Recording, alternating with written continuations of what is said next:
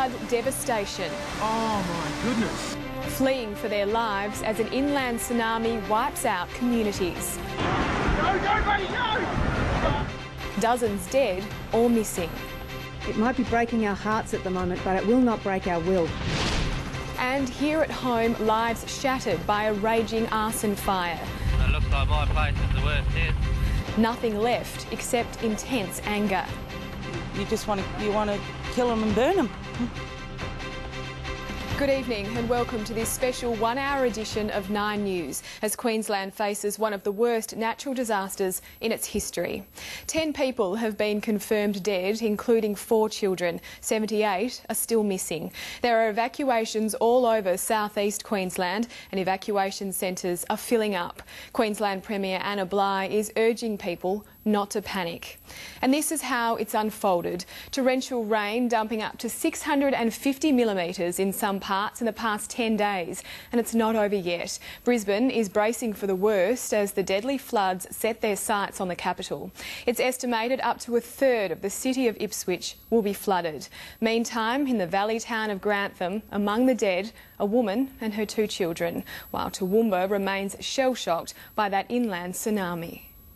A deadly torrent. That's coming fast. Showing no mercy, the 8-metre-high wall of water surged through Toowoomba. No. Oh, no. You got it? Yeah. Oh. Oh, my goodness. Taking cars. Oh, is there someone in there? Oh, no. A water tank. This 4-wheel drive rode the muddy wave, Go, go, buddy, go! then disappeared under the water. Oh. Most people left nature to its destructive course. Don't, oh mate, don't, just let it go. Others risked their lives to move vehicles to safety. That is unbelievable. It took just minutes for the damage to be done, cars like dominoes under the extreme force. Locals giving their own account as the disaster unfolded right before their eyes. And we've just narrowly missed an incredible flash flood here that we're not sure where it's come from. It's just incredible. And nothing was safe. Oh, no. Look. Yeah, look at that. There's a container. There goes the container. That's going to cause a bit of damage when it hits something. A mother and her child were found dead in their car after the water surged through the CBD, and there are many, many more missing. Given the circumstances, we hold very grave concerns for many of those people who are unaccounted for in this region. Authorities had no warning. The freak wave was on its way. I've never seen anything like that amount of water rise so rapidly. I've lived myself before on the banks of a creek, but I've never seen anything like this. Yeah, I've lived here since '76 and I've never seen water like that before. It was quite horrific. The cars may as well have been like kids' toys in a bathtub. I've just never seen anything move like that. The torrent left so much destruction. Battered cars piled on top of one another. This road sliced in 2. Livestock has been stranded, houses ripped apart, businesses left to save whatever they can. The wall of this home was taken by the water, leaving a bedroom exposed. Even heavy vehicles weren't spared, and tonight a city of 90,000 people is on edge. I'm still shaking. I'm still in shock, I think. It happened so quickly. Downhill from Toowoomba, the people of Whithcott had a few minutes warning. The water was on its way. Within 2 hours it had passed, leaving a tiny town suffering. It's the 3rd time it's been flooded in 3 weeks. This weather, I think, is it might be breaking our hearts at the moment, but it will not break our will.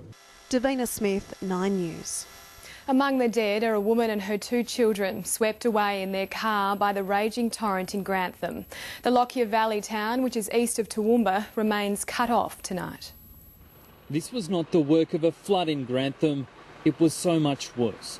An inland tsunami, super rainstorm, whatever it was, it did this. The town resembles a cyclone disaster zone. This is the moment the water came, captured by local John King as he floated along on the roof of his car. And look at that car coming, look at that coming. Cars pass him by. Somehow he clung to a tree until during the night help finally arrived. the cars let go and they started floating off as well, so we jumped off the car roof. Dad managed to get in a gum tree and I got swept a bit further past, but managed to swim back to our house. Emergency services line the main Grantham Road, getting stranded, suffering locals out any way they could. Dozens clung to the raised bucket of a front loader that pushed them to dry land. Swift water teams went from house to house, checking for signs of life, taking their chances in the dangerous waters. Every risk rewarded with rescue. Seeing houses smash up and people clinging to trees, you know, it's hard. Very hard. I don't think I can come back here again. They're unimaginable stories of survival told in the moments after they realised they would live. My car went into the front window and I got about 4 cars in my backyard. I had a house down the backyard with a wife, husband and a child on top. In that moment, for these people, it is utter relief. Just the speed of it was just incredible. Absolutely incredible. What were you thinking in that tree? When is the next wave of water going to take me? From there into town, every available vehicle used, even ours. It's now obvious the sheer force that swept through this town earlier today. The devastation is unbelievable. It's plain to see now, even in the dark of night, something very bad happened to Grantham today. Back at the evacuation centre up the road on high ground, people pack in with dogs, kids, a few mattresses, but one overriding emotion. Oh, look, mate, we're alive is the main thing. This is my family here, my wife, 2 daughters, my 2 grandsons. We thought we were going to die.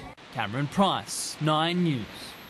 Brisbane is facing its greatest threat in more than 35 years as it prepares for record-breaking floods. Around 6,500 properties are under threat, the city in virtual lockdown, with predictions the Brisbane River will continue to rise.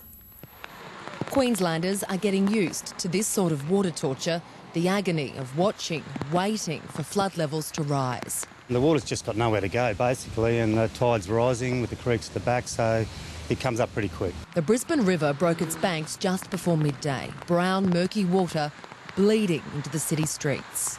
Roads became choked as workers fled the drowning CBD, but by the minute there were fewer ways out. The following other roads are closed due to flooding. The river slowly swallowed everything on its banks. Boat ramps the first to go, a pontoon split in half, and rowers forced to empty out their sheds before the flood did it for them. Has it come in here before? Last time was 74, and that was when the shed was just barely built. More than 600,000 homes are expected to be hit by the flood surge, and today authorities started ordering residents to leave. We've been told that in 74, even though it's probably not going to be that bad, it all went under here and about a quarter of the way up. This bowling club in the city's southwest had water up to its roof in 74. Today, locals were doing all they could to prepare. This year we're getting in early, and that's the best thing we can do. Now this is Kedron Brook. A couple of days ago it wasn't much more than a concrete drain. Now look at it. It's basically a raging torrent of water. That water is just moving so quickly. No wonder Queenslanders here are getting a terrible sense of deja vu. It was bad then, but yeah, I think it's scary. For many, memories of the devastating 1974 floods are still so fresh. Our neighbours next door that have been there since 74 said that it came up above the roof line there. Jeff Clark was still a young man when the historic Regatta Hotel went under. Saw the hotel under and it was right up to the veranda up there. This afternoon they started sandbagging. Now officials are predicting levels will be higher than those seen in the 70s. All they can do is hope to hold out whatever the Brisbane River threatens to throw at them. Sarah Harris, 9 News, Brisbane. In Ipswich, they're facing their worst disaster since the catastrophic floods of 1974. The city is facing an anxious night. People have already moved to higher ground in what's been a race against time. In parts of Ipswich, road signs can barely be seen above the river. Up to a third of the city now going underwater. It blows everybody away. I think the fact that it's so totally unexpected, it was just like coming out of nowhere. I live halfway up a hill, been looking down at where there's usually a creek, It's turned into a 50-metre wide river. Rescue crews say the scene from the air is disastrous. Floodwaters have already claimed the life of a child. West of the city, a woman is missing. We're just flying around still seeing houses that are totally cut off, surrounded by water. Just whole houses that have just been shifted and moved and just debris everywhere. While rescuers are desperate to get back out, the relentless rain is hampering efforts. Extremely frustrating, yeah, that we can't, fly up there and just help them out because we just physically can't see, 500 metres in front of our noses to actually get there. Many in Ipswich remember the devastating floods of 1974. Back then, floodwaters surged to 20 metres. Tonight, fears it could happen all over again. What does 20 metres mean physically in terms of your house? Be higher than the light switches. Alan Lee and his neighbour Michelle Morgan were today packing up the essentials and the memories. As best as we can, we've got most of the major photos, clothes, just to get us through. Everyone's getting very worried. No one's quite sure where the water's going to stop. Cecile O'Connor, 9 News. That's right, Lou. There are very few places in southeast Queensland unaffected by this prolonged deluge. One area has recorded more than 650 millimetres this month already. That's over 26 inches in the old scale. Now, this is just the latest in a series of flooding along the eastern seaboard, all caused by a major La Nina event in the Pacific. Now, when we're under the influence of a La Nina, we typically see higher winter, spring and summer rainfall in northern and eastern Australia, as you can see here, which explains why we haven't seen this kind of statewide flooding here in the west. But the tropical moisture flowing into Queensland's southeast is said to weaken as a high pressure system moves into the Tasman Sea with a ridge extending north. That should bring an end to the heavy rain with a few showers lingering about there. Now the focus is on Brisbane, where the recent wet weather won't help the battle against rising floodwaters. Today the city recorded 111 millimetres. That's after 4 days of moderate rain. Today the rain continued and there's more on the way, though it will ease to showers as that high pressure system moves in. I'll be back with some more weather details later on. Lou.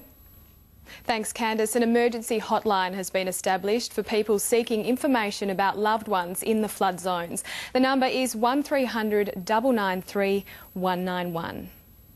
Our flood coverage continues shortly, but coming up in other news, an arson blaze devastates homes near Mandurah. Fire investigators report 7 ignition points along the Forest Highway. Words fail me to describe a mind so sick as to do that.